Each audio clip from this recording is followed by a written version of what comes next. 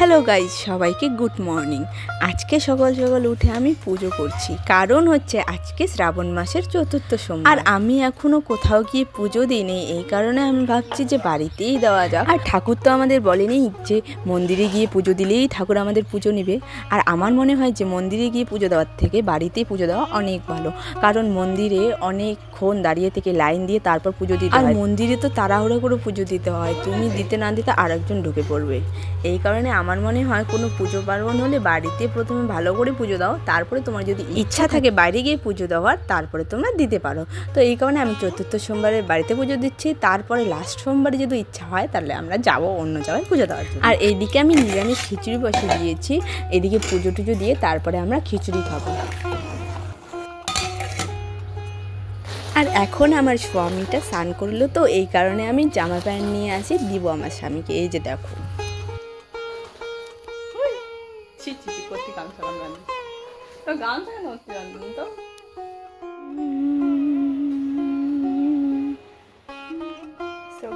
এখন আমি ফুল তুলতে যাব। এই যে ফুলের তোড়া, এই যে আমি চললাম ফুল তুলতে। আসেন, রেডি করে রাখছি। এই যে চুড়ি ওইখানে। দেখো আমার বরটাকে আজকে সেই হ্যান্ডসাম লাগতেছে। আসেন গাইস,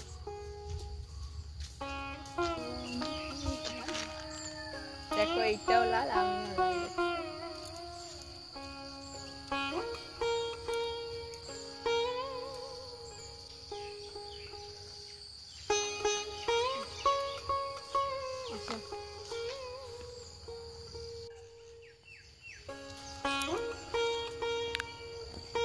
দেখাতে থাকেন।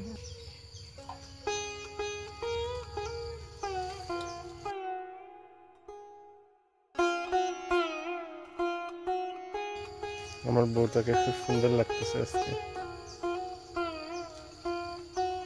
তোমাকে বললাম দেখি বলতেছো আমাকে? না এমনিতেই। দেখো গাইস, আমাদের বাড়িতে কতগুলো তুলসীর বাগান আছে। তুলসীর বাগান, তুলসী, আমরা বাড়ি থেকে তুলসীর পাতা তুলছি। এখানে বেগুনি কালারের ফুল হয়েছে, দেখো কত রকমের ফুল তুললাম। এখন আমরা পূজা দেবো, চলো।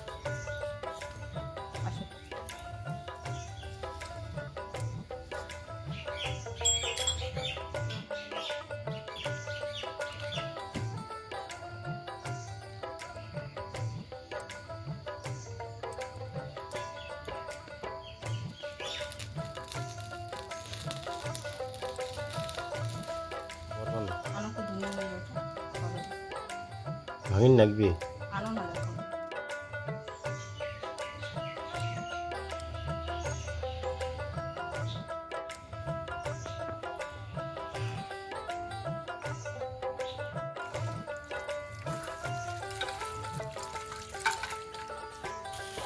গাইস, এখন আমি চুড়ি পরবো, দেখো তোমার দেখাচ্ছে না?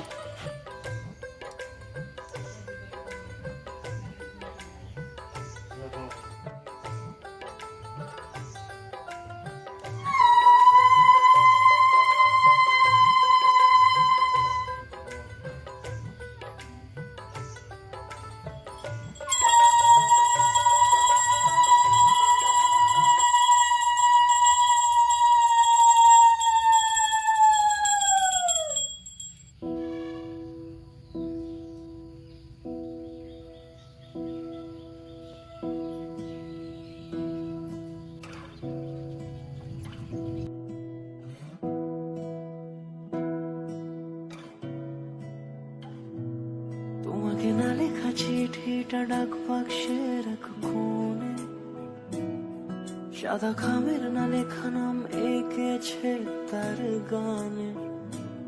তোমাকে না লেখা চিঠিটা ডাক বাক্সের এক কোণে, সাদা খামের না লেখা নাম এঁকেছে তার গানে। সেই চিঠি যত লেখা থাকে একা একা, সেই গানের না শোনা সুর আঁকা একা একা ছুঁয়ে যায় তবু কখন এসে যদি বলি সে সবই তোমারই একা চিঠি একা একা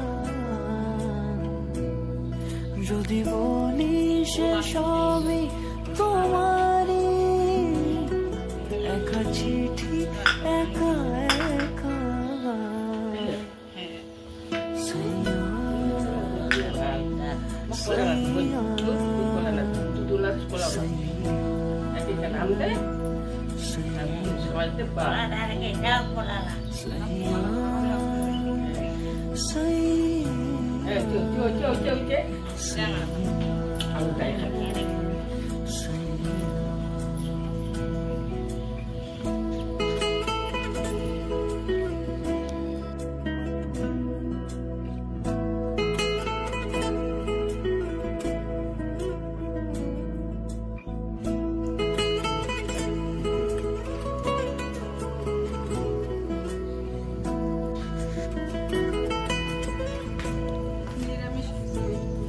আমি আমিতে ভাসিনি কোনো দিনও নীলে তুমি সেই নীল ছুঁলে আমি আমিতে ভাসিনি কোনো দিনও নীলে তুমি তোমার দু চোখে সেই নীল ছুঁলে আজও আমার সারাটা নীল